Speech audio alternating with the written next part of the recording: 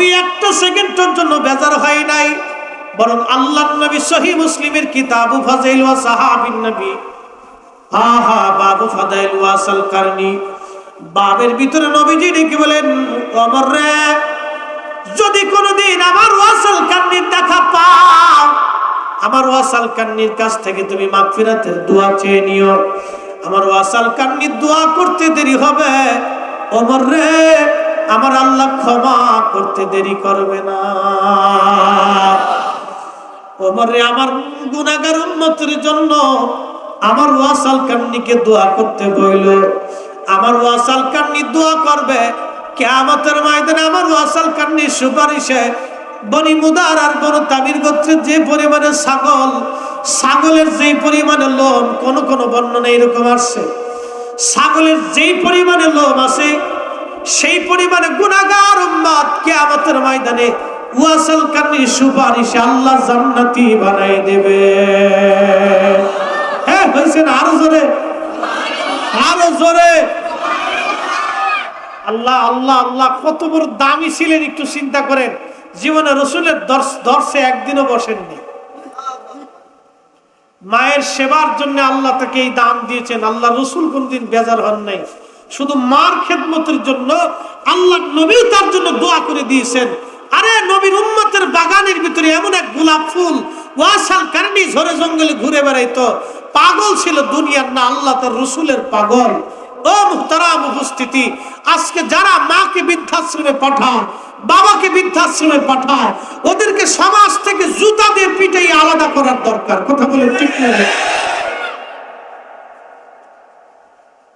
সমাজ থেকে জুতা দিয়ে পিটিয়ে দিত। আচ্ছা, এই সমাজে পতিতা নারীর কোনো দাম আছে? এই সমাজে পতিতা নারীর কোনো দাম আছে? নেশাখোরের কোনো দাম আছে? নাই। এই সমাজে পতিতা নারী, নেশাখোরের কোনো দাম। ঠিক ওইরকম সমাজের ভিতরে কোনো যুবক, কোনো ছেলে যদি পিতা মাতাকে বৃদ্ধাশ্রমে দেয়, খাবার না দেয়, গালিগালাজ করে, বাপ মাকে মারধর করে, সামাজিক ভাবে ওরা জুতা দিয়ে পিটাইয়া 3 রাস্তার মোড়ে সুন্দর করে বাটাম চালান মেরে দিলে একবারে সমাজ থেকে এইগুলি নির্মূল হয়ে যাবে। কথা বলেন ঠিক না? এগুলি সামাজিক ভাবে ঘৃণা করার দরকার। আপনাদেরকে একটা প্রশ্ন করি, মসজিদে যদি কেউ জুতা চুরি করে ধরা পড়ে, সুমা দিবে? এই জুতা চোর হলো সবচেয়ে ছেঁচড়া চোর। আমাদের ফরিদপুরের ভাষায় কয় ছেঁচড়া, আপনারা কক্সবাজারের লোক, আপনাদের কি বলে জানি না, আমাদের দেশে কয় ছেঁচড়া চোর। অর্থাৎ এই সবচেয়ে নিম্নমানের খয়রাতি চোর আর কি। ও একবারে গরিব খয়রাতি চোর, ওর মতো খয়রাতি চোর আর দুনিয়াত নেই। চোর আমাদের দেশে বহু কোয়ালিটির আছে। এক চোর আছে কলমের খুচার চোর, এরা হলো শিক্ষিত চোর। কলম দিয়ে খুচা দিয়ে এদেশের কোটি কোটি টাকা মাইনে নিয়ে বিদেশে বাড়ি বানায় ফেলাইছে, বিদেশে চালান করে কোটি কোটি টাকা এদেশের গরিব মানুষের একবার রক্ত শুষে নিয়ে খেয়ে ফেলাইছে। এটার নাম হলো কলম চোর, শিক্ষিত চোর। কথা বলেন ঠিক কিনা? এগুলো জুতা চোরের চাইতেও মারাত্মক। জুতা চোর তো ভাই এটা অভাবে পড়ে জুতা চুরি করছে, অথবা গাঁজা টাজা খাবে, পয়সা করে পাইতেছে না, জুতা চুরি করে বেশি গাঁজা খাবে। এরকমও আছে। আমার ঢাকার শহরে বেশি চুরি হয়। আমার মসজিদে পুরো রমজানে 2-3 বার চুরি হয়ে আসছে। প্রত্যেক জুমাতে চুরি। এক মুসলিম দাওয়াত দিতে এসে কয়, হুজুর জুতা লেগে গেছে। আমাকে কোন জায়গায় রাখছিলেন? নিচতলায় রাখছিলাম। আর পাবেন না। তাহলে কি করবো? বললাম যে একবারে গুলিস্তান চুরাই মার্কেটে চলে যান, ওখানে যা খুঁজতে থাকেন, দেখেন পান কিনা। এই হচ্ছে আমার দেশের চোর। তো চোর বহু কোয়ালিটির চোর আছে। শিক্ষিত চোর, অশিক্ষিত চোর, বিভিন্ন কোয়ালিটির চোর আছে। এই চোরদেরকে যেমন সামাজিক ভাবে আপনারা ঘৃণা করেন, দেখলেই বলেন এটা চোর, দেখলেই বলেন এটা চোর। পতিতা নারীকে যেমন দেখলে আপনারা বলেন এটা পতিতা নারী, ঘৃণা করেন সামাজিক ভাবে, ঠিক নেশাখোরকে যেমন সামাজিক ভাবে ঘৃণা করেন যেটা নেশাখোর, তো ঠিক ওই রকম যারা বাবা মার সাথে খারাপ আচরণ করে, ওকেও এরকম সামাজিক ভাবে আমাদের বয়কট করা উচিত। ওকেও এইরকম পতিতা নারী আর নেশাখোর আর চোরের মতো ঘৃণা করতে হবে। কথা বলে ঠিক না? যদি করতে পারি তাহলে এই মহামারী ব্যাধি আমাদের সমাজে কিছু কমে আসবে। এখনো বহু মা আছে, আফসোস করে সন্তানের জন্য। সেদিন টেলিভিশনে আফসোস করতে লাগলো এক ভদ্র মহিলা, বলতেছে 4 বছর ধরে আমার সন্তান আমাকে একটা টাকা দেয় না, খোঁজ নিতে আসে না, দেখতেও আসে না সন্তান। বৃদ্ধাশ্রমে এক পিতা বলতেছে আমার 6টা সন্তান, 4টে মেয়ে 2টা ছেলে, আমি আজ বৃদ্ধাশ্রমে, আমার ঘরের মধ্যে 6টা সন্তানের জায়গা হলো, কিন্তু 6টা সন্তানের ঘরে আমার আজকে জায়গা হয়নি। বাস্তবতা থেকে বলতেছি, বরিশাল যাচ্ছিলাম মাহফিলে, যাওয়ার সময় বাড়ির বাসের ভিতরে বসে আছি, এক ভদ্রলোক, তিনি হাই স্কুলের ইংরেজি টিচার, ইংরেজিতে টকিং করতেছে আর ভিক্ষা করতেছে।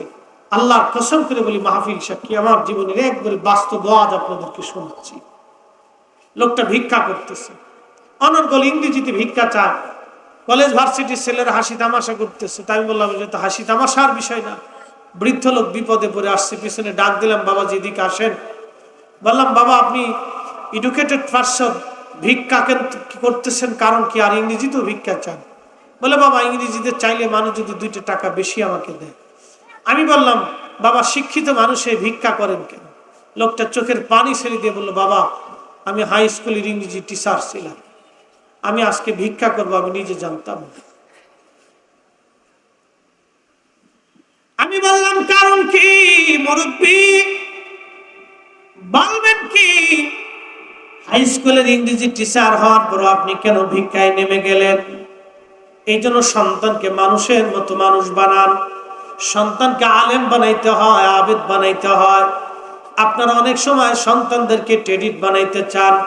ওই যে আপনাদের কক্সবাজার সি বিচের ভিতরে যায় দেখেন, আমার দেশের কত মেয়ে এখন ফুল প্যান্ট পরিয়া, জিন্সের প্যান্ট পরে রাস্তায় চলতেছে।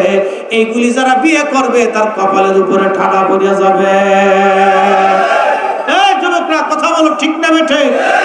উনি সামাজিক ব্যাধি, তার পিছনে দৌড়াও, কোনো লাভ নেই।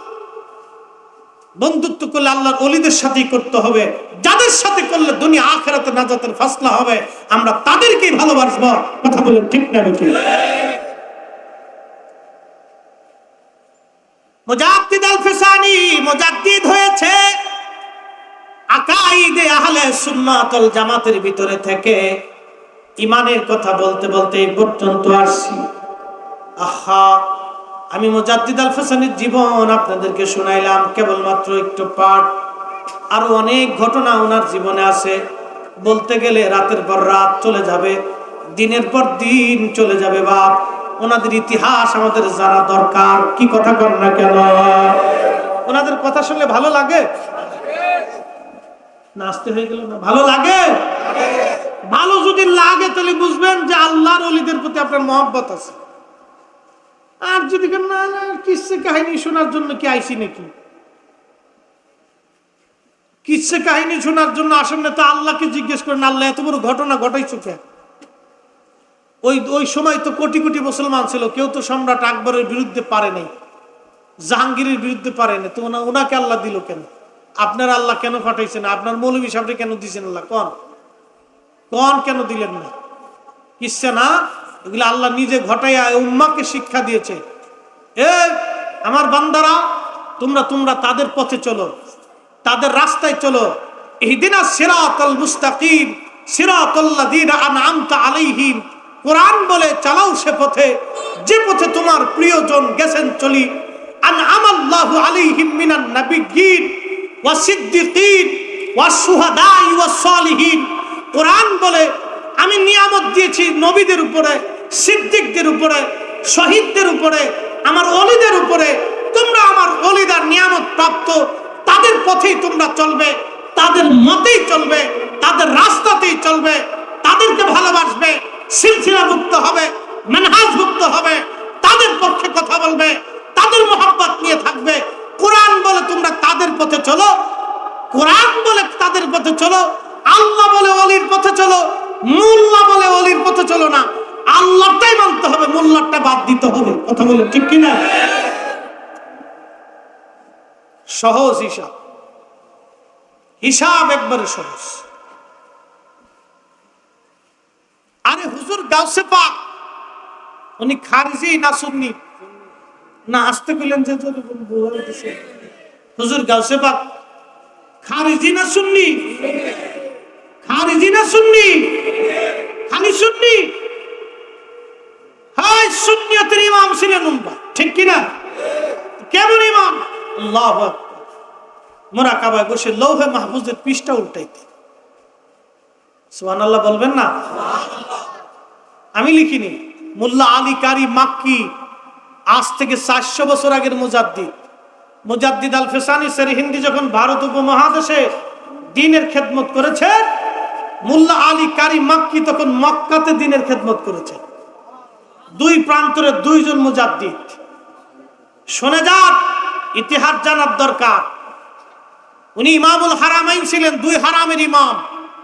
মুজাদ্দিদ আল ফেসানি উপমহাদেশের দ্বীন সংস্কার করেছে, মোল্লা আলী কারি মাক্কি তিনি ওই আরবে দ্বীন সংস্কার করেছে। এই জন্য মোল্লা আলী কারিও মুজাদ্দিদ, মুজাদ্দিদ আল ফেসানিও মুজাদ্দিদ। দুই মুজাদ্দিদের কথা বলতেছি। মোল্লা আলী কারি মাক্কি হুজুর গাউসে পাক সম্পর্কে একটা কিতাব লেখছেন, নুজহাতুল খাতির। এই কিতাবের মধ্যে তিনি লিখতেন যে মুজাদ্দিদ আল ফেসানি মোরাকাবা বসে লৌহে মাহফুজের পৃষ্ঠা উল্টাইতেন। একসাথে বলবেন আল্লাহু আকবার। আচ্ছা, আপনাদেরকে বলি, মুজাদ্দিদ আল ফেসানি সেরহিন্দি যদি খাজা হুজুর গাউসে পাক যদি মুরাকাবা বসে লৌহে মাহফুজের পৃষ্ঠা দেখতে পান, রহমতুন নবী রহমাতুল লিল আলামিন রওজা শরীফ থেকে আজকের মাহফিল দেখেন না। আর যেমনি করতেছেন মনে হয় যে দেখে না। জোরে জোরে কর, বিশ্বাস আছে? দলিলে না বিনা দলিলে? দলিল তো আছে, আমরা দলিল লিখতো না, আমরা বিনা দলিলই। কি কথা কন না কেন? বিনা দলিলে আল্লাহ কয়জন? জোরে কন, বিনা দলিলে আল্লাহ মানি। আল্লাহ মানার জন্য দলিল লাগতো না। আল্লাহ মানার জন্য দলিল দরকার নেই। আল্লাহ মানার জন্য দলিল লাগে না। আল্লাহ মানার জন্য নিজের চেহারার দিকে তাকায়। আল্লাহ কোরআনে বলছেন, আমাদের চেহারার দিকে তাকাইতে গেছেন। আল্লাহ কোরআনে বলছেন, ফি আই সূরাতিন মা শাআ।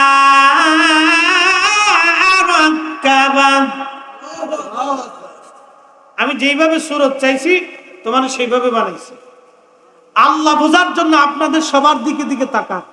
কারো চেহারার সাথে কারো চেহারার মিল নাই, কারো নাকের সাথে নাকের মিল নাই, কারো বডির সাথে বডির মিল নাই, কারো চোখের সাথে চোখের মিল নাই, কারো মগজের সাথে মগজের মিল নাই, কারো মেধার সাথে কারো মেধার মিল নাই, কারো স্বাস্থ্যের সাথে স্বাস্থ্যের মিল নাই, চুলের সাথে চুলের মিল নাই, কাটিং এর সাথে কাটিং এর মিল নাই, ত্বকের সাথে ত্বকের মিল নাই। 800 কোটি মানুষকে 800 কোটি কোয়ালিটি যিনি করেন, ও মালিকের নাম কি? ও আল্লাহ কোরআনে বলছেন, ফি আইয়ি সূরাতিন মা শাআ রাক্কাবা। আমি তোমাকে আমার ইচ্ছা মতো সূরত দিয়েছি। একসাথে বলবেন সুবহানাল্লাহ। এই মালিক বলেছে, আল্লাযী খালাকাকা ফাসাওয়াকা ফাআদালাক। الذي خلقك فسواك فعدلك। আমি তোমাকে সৃষ্টি করেছি। আমাদেরকে কে সৃষ্টি করেছে? সন্দেহ আছে? আছে? পারবেন ইচ্ছা করলে অক্সিজেন হাইড্রোজেন নাইট্রোজেন ঢুকাইতে, বের করতে পারবেন? করোনা এসেছিল, অক্সিজেন না পাওয়ার কারণে বহু মানুষ মারা গেছে, অক্সিজেনের অভাবে মারা গেছে। কোটি কোটি বছর ধরে আল্লাহ অক্সিজেন তৈরি করে রাখার জন্য গাছ তৈরি করে দিয়েছে, বিকল্প ব্যবস্থা। আল্লাহর এই 60 বছরের জীবনে কত অক্সিজেন নিলেন আর ছাড়লেন, নিলেন আর ছাড়লেন, নিলেন আর ছাড়লেন। একটা দিনের জন্য আল্লাহ বিল চাই নাই। আল্লাহ একটা বিল চাইছে, আল্লাহ দিয়ে খলাকাকা, আমি তোমাকে সৃষ্টি করেছি। কোথা থেকে? আল্লাহ সৃষ্টি করেছে খলাকাল ইনসানা মিন আলাক, নাপাক পানি থেকে। যেটাকে আমরা নাপাক বলি, এটা বের হইলে নাপাক, ভিতরে থাকলে পাক। বের হলে নাপাক, ভিতরে থাকলে পাক। এই পানিটা একবারে দুর্বল পানি, দুর্বল, একবারে দুর্বল। এর ভিতরে কীট আছে, শুক্রাণু। এই একটা শুক্রাণু মায়ের রেহেমের ভিতরে আল্লাহ বিশেষ প্রক্রিয়াতে দিয়ে দিলেন, বিশেষ সময়ে চলে গেল। আমি ফরিদি সাহেব মায়ের রেহেমের ভিতরে তৈরি হতে লাগলাম। কিছুই ছিলাম না আমি। আমার হাত দিল, চোখ দিল, কান দিল, নাক দিল, পা দিল, জিহ্বা দিল, মেধা দিল, মগজ দিল, হায়াত দিল, জীবন দিল।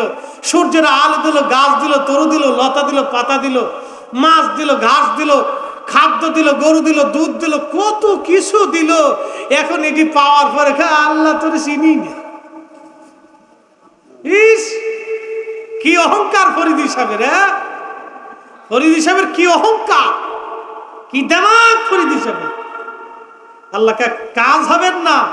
ইন্না বাতশা রাব্বিকা লাশাদীদ, ধর্ম তো সারাসারি হবে না। কুল ইন্নাল মাউতাল্লাযী তাফিররুনা মিনহু ফাইন্নাহু মুলাকিকুম, পালাবি কোথায়? বঙ্গোপসাগরের নিচে ধরে নিয়ে আসবো, আমার মালাকুল মউত তোর সাথে সাক্ষাৎ দিবে। রাস্তা নাই, সময় থাকতেই নামাজের কাতারে চলে আসেন, সময় থাকতে হালালের কাতারে চলে আসেন। বাপ, আপনাকে অনুনয়ের সাথে আজকে ডাকতেছি, প্রিয় বন্ধু, আপনাদেরকে ডাকতেছি, মা বোনেরা, সময় থাকতেই নামাজের কাতারের পর্দাতে চলে আসেন। বেহাপনা এগুলি বাদ দেন, ওই শাশুড়ির সাথে ঝগড়া ফাসাদ করা বাদ দেন, বৃদ্ধ ওই শ্বশুরকে মনে কষ্ট দেওয়া থেকে বাদ দেন, ওই স্বামীর হক নষ্ট করা থেকে বাদ দেন। এগুলি থেকে জুদা হয়ে ফিরে আসেন আল্লাহর পথে, ফিরে আসেন। বলে যেই কবরে আপনি থাকবেন, বহু সুন্দরী নারী কবরে চলে গেছে। কিছুদিন আগে চলে গেল রানী দ্বিতীয় এলিজাবেথ, আবার ব্রিটিশটা নতুন রানী বানাইছে। একটা হীরকখণ্ডের নাম কোহিনূর, ৩৫০০ কোটি মার্কিন ডলার দাম। এত টাকা, বাংলাদেশি টাকা ১০০০ টাকার নোট করে বস্তাবেন্দ যদি দেওয়া হয়, আমরা মাথায় করে নিয়ে যেতে পারবো না। এত টাকা দাম একটা ছোট্ট হীরকখণ্ড। দ্বিতীয় রানী এলিজাবেথের মাথাতে ৭০ বছর পর্যন্ত হীরকখণ্ডটা শোভা পেয়েছে। রানী এলিজাবেথ কবরে চলে গেছে। মাটি খাতির করে নাই, পোকা খাতির করে নাই, কীট খাতির করে নাই, সাপ খাতির করে নাই, পোকা খাতির করে নাই, মাটি তাকে ছাড়ে নাই। পৃথিবীর দামি খাবার খেয়েছে, দামি বিছানায় শুয়েছে, দামি গাড়িতে থেকেছে, দামি নিরাপত্তা নিয়েছে, দামি এসিতে ঘুমিয়েছে, দামি বিছানায় ঘুমিয়েছে, কিন্তু মাটি খাতির করে নাই। ও নারী, আপনাকে বলতেছি, দেমাগ দেখিয়ে গর্বের সাথে বেহায়া অর্ধলঙ্গ হয়ে রাস্তায় চলেন, দেখাচ্ছেন ফুটানি আপনি বিরাট সুন্দরী ছাতা। ওগুলির ছাতার দিকে আমরা হুজুররা ওই কুত্তার দিকেও তাকালে ওদিকে তাকাই না। আমরা কি কথা বলেন না? এগুলো আমরা ইমানদাররা ফিরেও তাকাই না, এগুলি ফিরেও তাকাই না। আপনার মতো বেহায়া নারী এসে যদি বলেন যে হুজুর বিয়ে করব, আপনাকে ৫০ কোটি টাকা দিব, জীবনেও না। কোটি টাকা দিলেও তোমরা আমাদের বিয়ে বউ হতে পারবে না, এটা মনে রাখো। এগুলি বেডিগের দিকে আমরা তাকানোর টাইম নাই। আরে পরহেজগার নারীর দিকে তাকাও। বিয়ে করলে পর্দা বলি নামাজি দেখে বিয়ে করো, দুনিয়াতেও শান্তি পাবা, কবরও শান্তি পাবা, আল্লাহ জান্নাত হাসতে হাসতে দুনিয়াতে দেখে যাবা।